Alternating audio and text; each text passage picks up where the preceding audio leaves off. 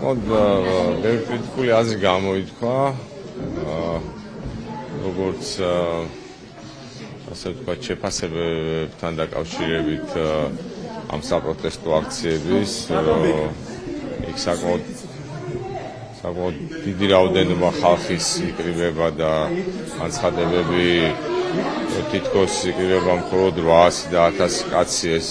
საზოგადოებას აღეზიანებს და პირიქით ცეცხლზე ნაოდსას ხავს, ასევე იყო კრიტიკული აზრები გამოთქმული ამ განცხადებული შეცვლილი პუშის შესახებ და რა რისკებთან არის ეს დაკავშირებული და ეს რომ რუსეთის დისკურსზე ასხავს წყალს, ასე ვთქვათ და კრიზისიდან გამოსვლის ერთ-ერთი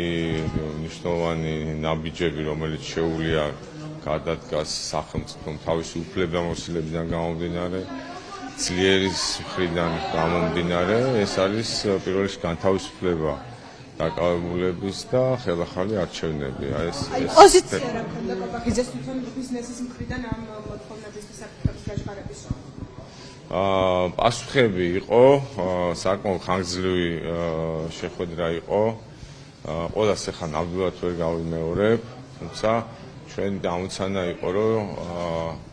ჩვენ შეურისკვეთებას რაც ახლა გაგიჟღერეთ, რა თქმა უნდა, ბევრი ბიზნესმენი არიზიარებდა, თუმცა იყვნენ არაერთი, ვინც